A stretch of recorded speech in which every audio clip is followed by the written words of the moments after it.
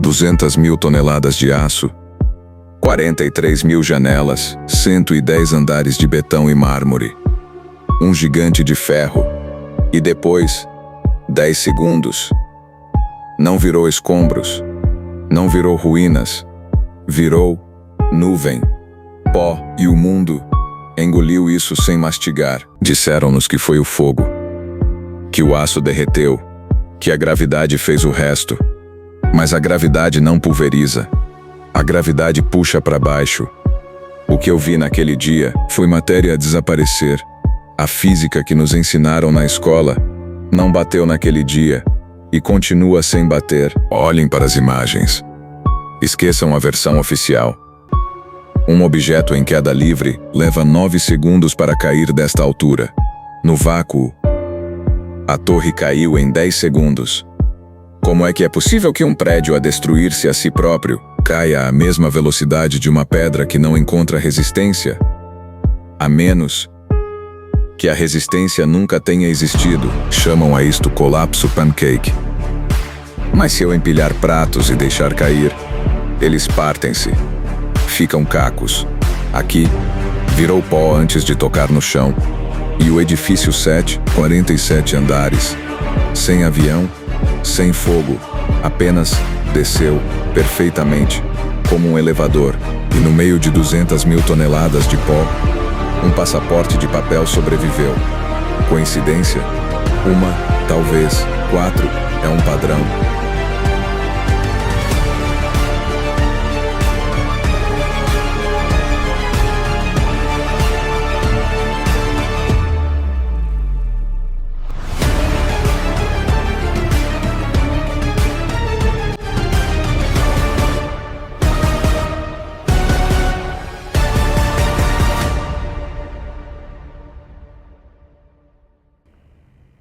Duzentas mil toneladas de aço estrutural, 425 mil metros cúbicos de concreto, 43.600 janelas, 6 acres de mármore, uma torre com 110 metros, ou 110 andares, desculpem.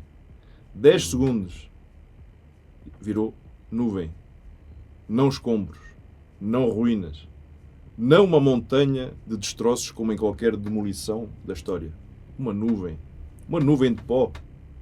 E ninguém achou estranho naquela altura. Não é? Toda a gente achou estranho. Mais um avião carregado de combustível bateu num edifício. Cara. O que você esperava? Todo mundo esperava a física, não é? E é exatamente isso que nós iremos discutir hoje no episódio. Porque a física, ela não bateu naquele dia. A física, não é? Mas e continua sem bater 20 e poucos anos depois. Não, mas tem uma razão. Não é?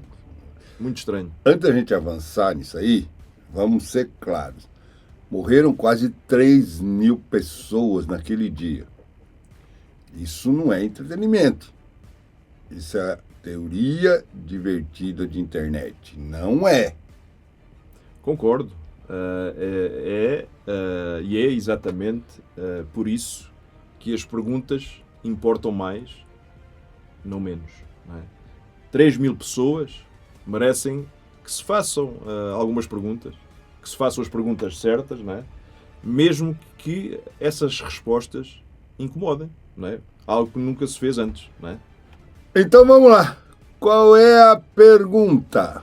A pergunta simples é: um avião que embate num edifício pode transformar esse edifício em pó?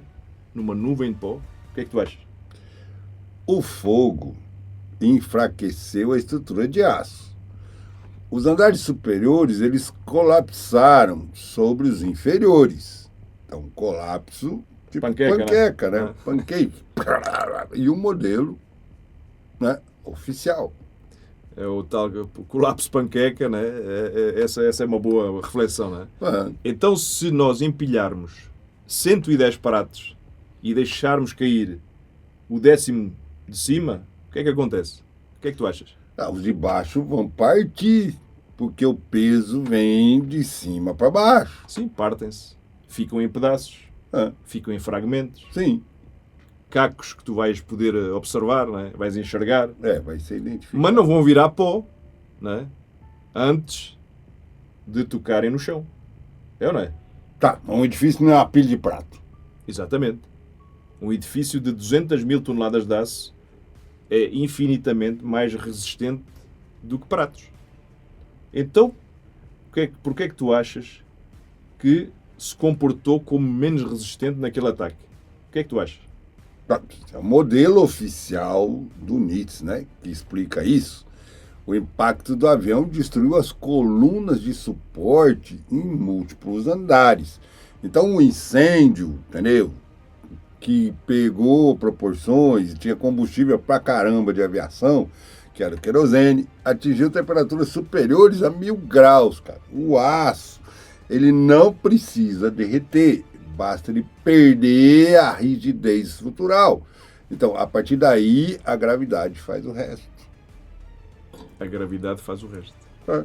Maravilhoso. Maravilhoso não, é física. Então, já que falaste em gravidade, vamos falar de gravidade. Aí, pronto. Queda livre, Sim, né? sim. Sabes a qual velocidade um objeto cai em queda livre sem qualquer resistência? É cerca de 9,8 metros por segundo ao quadrado. Por quê? Porque é a lei da gravidade. Qualquer aluno de secundário sabe disso. E sabes quanto tempo demoraria uma bola de bowling, por exemplo, boliche, né, Sim. a cair do topo da Torre Norte, 415 metros de altura, em queda livre perfeita, naquele vácuo, sem resistência nenhuma? Quanto tempo demoraria? Uns 9 segundos. Ou qualquer coisa parecida com isso. Porque aí não tem resistência, é vácuo. Ou seja, a torre, ela colapsou em aproximadamente 10 segundos. Estamos a falar do quê? 110 andares de concreto, aço, mármore, gesso, a esmagarem-se uns contra os outros, andar por andar, supostamente. Cada andar a oferecer resistência, né, ao andar de cima. E mesmo assim caiu quase à velocidade de queda livre. Como é que tu achas que é possível que uma estrutura, a destruir-se a si própria, caia à mesma velocidade que um objeto que não encontra nenhuma resistência? Como é que explicas isso? Não, porque a partir do momento em que o colapso inicia, aí você tem um momento cinético, que é a energia acumulada. A resistência de cada andar é insuficiente para travar a massa em queda. Insuficiente. 200 mil toneladas de aço estrutural. Cada andar desenhado para suportar múltiplas vezes o peso acima dele, e tu dizes que a resistência era insuficiente. Tem todo o processo. Estás a dizer que os engenheiros que fizeram os projetos, que desenharam as torres, eram incompetentes? Não, desenharam as torres para receber um impacto de um 767 carregado de querosene, cara. Entendeu? Desenharam, Até um aviãozinho, um teco-teco batia lá, tá beleza. mas tinham que desenhar para esses impactos. Não, mas para 767 não, né? Porque Ainda mais carregado. as torres foram projetadas no início para suportar o impacto de um Boeing, não é? Um 707. Que era o maior avião comercial da época. Não é? Tem, mas aqui o 767 é maior, né? Está nos registros do projeto. O engenheiro-chefe que desenhou confirmou publicamente. O tal de Leslie Robertson. Não é? E as torres aguentaram o impacto. Não caíram com a colisão. Ficaram de pé durante quanto tempo? Quase 1 hora. No caso da Torre Sul, por exemplo, e quase 2 horas no caso da Torre Norte. Não é? Ou seja, aguentaram esse tal impacto do 767, aguentaram o fogo produzido pela explosão, não é? Ou que foi gerado pelo querosene, e depois, de repente, em 10 segundos, o que é que aconteceu? Viraram pó. Elas não caíram, elas completamente desintegraram. Não é? Tá, mas aí há uma diferença entre cair e desintegrar-se. Você está usando essa diferença retoricamente. Não estou a usar a retórica. Estou a pedir-te é que olhes para as imagens. Não é? Não para a minha interpretação. Para as imagens. Somente os vídeos dos canais de notícias que passaram as imagens, todos mostraram a mesma coisa. Os prédios transformaram-se em pó. Antes mesmo de atingirem o solo. Quando tu vês as secções inteiras da torre a pulverizar-se no ar, a meio da queda, concreto a virar nuvem, aço a desaparecer, onde é que já viste a gravidade transformar concreto armado em uma espécie de aerossol? Onde é que já viste? Não, numa demolição controlada, isso existe. Pois, quando é controlado. Quando tem algo que foi preparado para, não é? Tá, mas eu disse isso como um contra-argumento. Você está a virar a minha frase a teu favor. Não, porque a tua frase já estava a teu favor. Ah, tá. Só não te tinhas apercebido. Então vamos assumir hipoteticamente que a velocidade de queda e a pulverização são análogas. Por quê? Isso não prova a demolição controlada. Prova a demolição controlada que exigiria uma evidência de explosivos, de detonador, de acesso prévio à estrutura, de planejamento logístico, numa escala absurda. Onde está essa evidência, cara? Vamos analisar 4 pontos, não é? E depois tu dizes-me o que é que os liga entre eles, não é? Eita. Ponto 1. Uma empresa chamada SecurityCom, responsável pela segurança eletrónica do World Trade Center. Tu sabes quem é que estava no conselho da administração da SecurityCom? Quem? Marvin Bush. Irmão de quem? Do presidente. Do presidente. Em funções. Tá. A empresa deixou o contrato a 11 de setembro de 2001. Literalmente nesse dia. Ah, uma coincidência. Contratos têm data de expiração. Vai. Ponto 2. Nas semanas anteriores ao fatídico 11 de setembro, né, múltiplos trabalhadores reportaram cortes de energia invulgares nas torres. Né?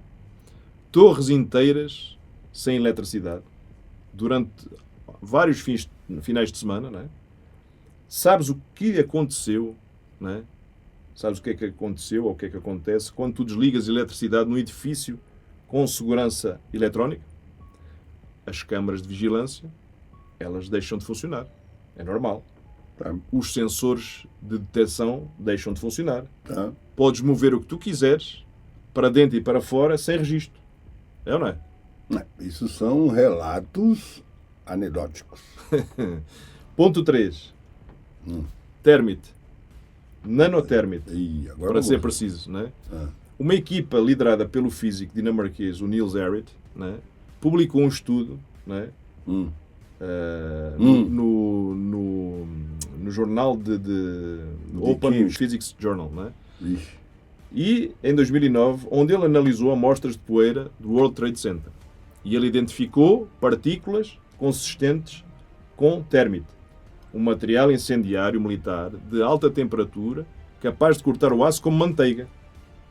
Lembras-te desse estudo? Mas isso é um estudo contestado pela comunidade científica, a maior, né, mainstream. Contestado não é refutado. Não é? Ninguém replicou o estudo para provar que estava errado. Eles apenas contestaram. Eles contestaram a publicação do Niels, né? Contestaram a revista, contestaram os autores, atacaram tudo menos os dados. Não refutaram os dados. E o quarto ponto? O quarto ponto é o edifício 7. O World Trade Center, 7. Um arranha-céus de 47 andares que não foi atingido por nenhum avião e colapsou às 17h20 da tarde. Em queda livre perfeita, simétrica também, sobre a sua própria pegada. O NIST, que é o órgão, né, levou 7 anos a produzir um relatório que atribuiu o colapso a incêndios de escritórios, incêndios de escritórios, seria a primeira e única vez na história da engenharia civil que um arranha-céus de aço colapsou devido a incêndios de escritório. Antes desse dia, nunca tinha acontecido. Depois desse dia, nunca mais aconteceu. Só aconteceu uma vez nesse dia. Deu, hein? E nesse dia, no mesmo complexo, a poucas horas das torres. Não é? Como é que tu explicas isso? E qual é o nome que se dá a esse padrão? A demolição narrada. Porquê? Porque não é apenas o que aconteceu. É o que eles te fizeram entender, o que eles quiseram dizer que aconteceu. A narrativa foi entregue antes da poeira assentar. Literalmente, os canais de notícias já falavam em Osama Bin Laden, não é? Anteriormente. E falavam de Osama Bin Laden antes da segunda torre cair. A explicação estava pronta antes desse evento triste e fatídico estar completo. Tá, então isso pode significar simplesmente que as agências de inteligência já monitoravam a Al-Qaeda e aí fizeram a ligação imediata. Ou também pode significar, não é, que o guião já estava preparado. Que o guião já existia. E sabes o que é que aconteceu no dia seguinte? Passaporte. Passaporte de um dos sequestradores do voo saiu intacto. No meio de uma zona onde 200 mil toneladas de aço, as tais 425 mil metros cúbicos de concreto, 6 acres de mármore, se transformaram em pó, o passaporte do sequestrador estava intacto. E, sobretudo, quando os prédios viraram uma nuvem de pó. E como é que o passaporte do sequestrador sobreviveu? De papel, na rua? Como é que é possível? Não é? É que coisas improváveis acontecem. Uma coisa improvável é coincidência. Agora, quando tu tens 4 coisas improváveis no mesmo dia, aí mostra mais que isso começa a tornar-se um padrão. 10 coisas improváveis no mesmo dia é quase um guião, não é? E nós chamamos o quê? A demolição narrada, porque o truque não foi destruir os prédios. O truque foi fazer tal narrativa, não é? A destruição de forma tão rápida, tão emocional, tão avassaladora, que ninguém teve tempo de parar e perguntar: como é que tu achas que 110 andares daquela magnitude viraram pó em 10 segundos? Como é que é possível? Não é? Vamos então ao que interessa. Se foi demolição controlada, se foi orquestrado, qual é a consequência dessa afirmação? Porque isso não é um debate acadêmico. Se o que você está dizendo é verdade, estamos a falar da maior operação de falsa bandeira da história. E vai ser perpetrada por estados contra os seus próprios cidadãos. Nós estamos a falar de algo muito maior. Não é? Estamos a falar do pretexto que redesenhou o mundo em que a gente vive neste momento. Não é? Se a gente olhar para um cenário A, ou a gente aceita a tal versão oficial, não é? Em que 19 homens com X-atos, X-atos que é o estilete, não é? Sequestraram 4 aviões e derrotaram o sistema de defesa mais sofisticado da história da humanidade. Não é? Qual é que foi a consequência? O Patriot Act. Não é? Vigilância em massa legalizada, 2 guerras que duraram 20 anos, custaram trilhões de dólares, não é? E mataram centenas de milhares de civis. Não é? A criação do Homeland Security, não é? A normalização da tortura em Guantánamo, o fim da privacidade como a gente conhecia até então. Isso é o cenário A. E se você aceita isso, aceita que tudo o que veio depois foi uma reação legítima a um ataque externo. Exatamente. Ou seja, cenário B. Se a gente fosse por um cenário B, nós questionaríamos, ou quem tinha o poder de questionar, questionaria a versão oficial. Pediria uma investigação independente, uma investigação real, não uma comissão nomeada pelo presidente com um orçamento de 15 milhões de dólares menos do que gastaram a investigar, por exemplo, o tal caso da Mónica Lewinsky lá, aquela que andou debaixo da mesa, né? Para analisar o evento mais importante do século XXI. Imagina a disparidade, né? E o que acontece quando você questiona isso? Os caras vão dizer sempre, você está entrando numa teoria da conspiração. Você está faltando ao respeito às vítimas. A tal marginalização social e profissional que eles vão te causar, não é? Qualquer pessoa com credenciais académicas que questione publicamente a narrativa vai arriscar a sua carreira. Não tem dúvidas. Qualquer político iria arriscar a sua reeleição, então seria muito duro. Qualquer jornalista seria banido, não é? Seria praticamente censurado, porque o questionamento nesse aspecto foi criminalizado socialmente. Então ninguém pôde fazer isso até hoje. Tá. Nem nós, né? E o cenário C? Fazes o que a maioria faz. Sentes que algo não bate certo, que 10 segundos é rápido demais, não é? Que pó é estranho demais, que o edifício 7 não faz sentido nenhum, não é? Mas não dizes nada. Porquê? Porque o tal custo de falar é demasiado alto. E o benefício é que é zero para as pessoas que fazem isso. Não vai mudar nada, ninguém vai ser julgado hoje, ninguém vai preso hoje, porque já passou muito tempo. As guerras já aconteceram, os trilhões já foram gastos porque a máquina é assim que funciona, as pessoas já morreram e a pessoa é que se prejudicaria. E a gente vive com a dissonância cognitiva. E vives com a tal dissonância como se fosse um ruído de fundo que está sempre martelando, não é? E com o tempo o ruído torna-se um silêncio. Silêncio. Voilà. E o silêncio torna-se quase como se fosse uma aceitação, um consentimento. É a tal armadilha perfeita. Se você acredita, você financia a máquina. Se você questiona, a máquina destrói. Se você se cala, você fica quietinho em silêncio, mas é um cúmplice. Você sempre vai vencer e perder ao mesmo tempo. Como a gente sempre diz, não é? E o mais perverso é que a armadilha não foi desenhada apenas para o 11 de setembro. É apenas um modelo. É um padrão que eles vêm implementando sempre. É um template que a gente costuma dizer. Cada crise subsequente segue o mesmo protocolo. Cada evento chocante, cada narrativa instantânea que aparece do nada, que parece que já está pré-feita, não é? Cada legislação de emergência que é implementada com base nisso, é uma transferência de poder, é uma transferência de dinheiro de um bolso para um bolso maior. E quem questiona é completamente marginalizado. Não é? Então você está dizendo que o 11 de setembro foi um projeto piloto.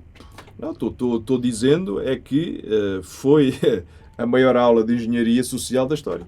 Sim. E não de química, não é? Porque se fosse aula de química, Jesus, não é? E que a lição foi aprendida, não por nós, mas por eles, não é?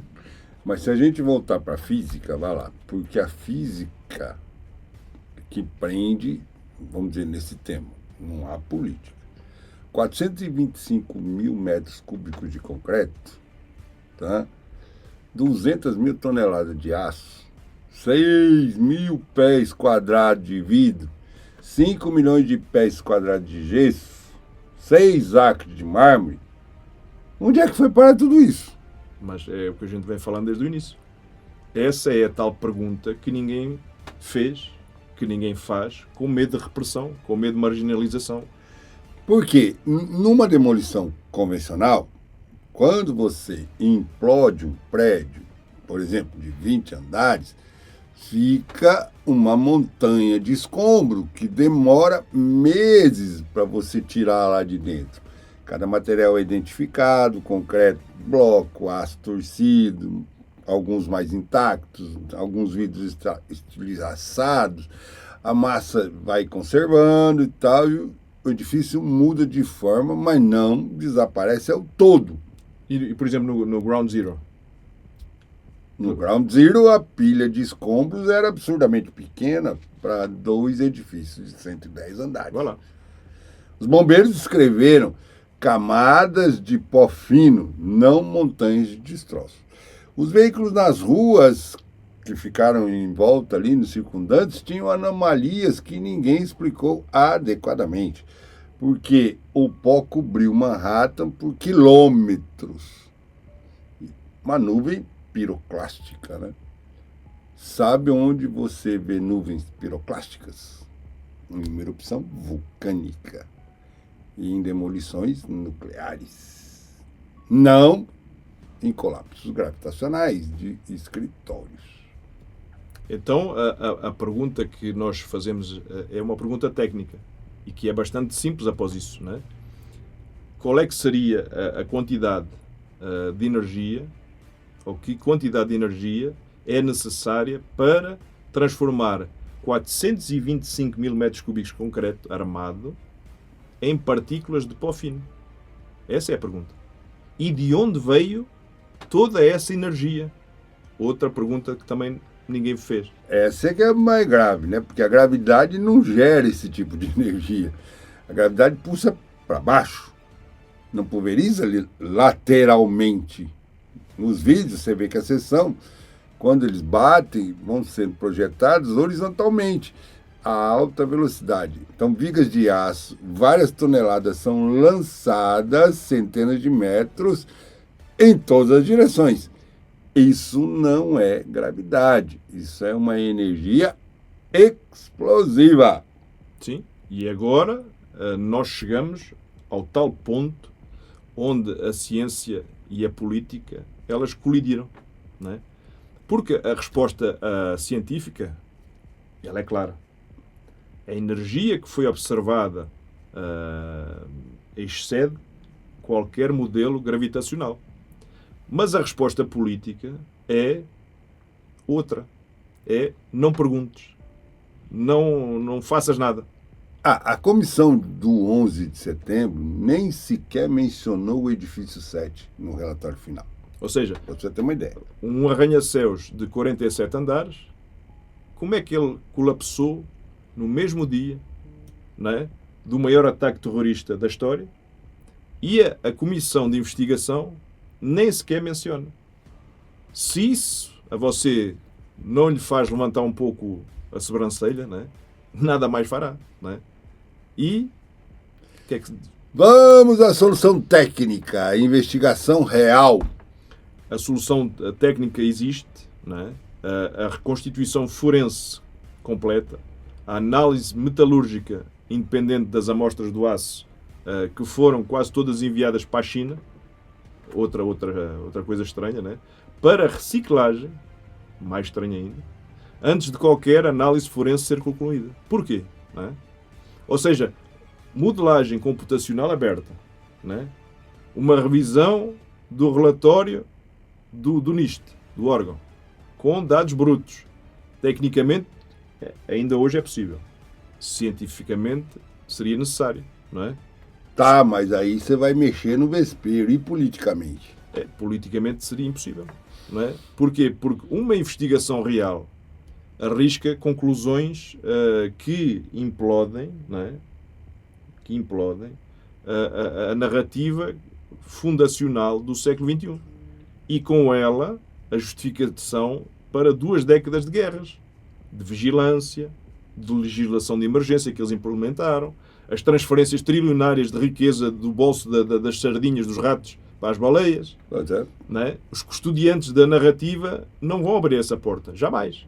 Porquê? Porque não sabem o que está do outro lado. Ou pior, saber, eles sabem. Eles sabem exatamente o que está do outro lado. Eles não querem ir para esse lado, porque aí vão se arrepender. Não é? E nós ficamos com a nuvem.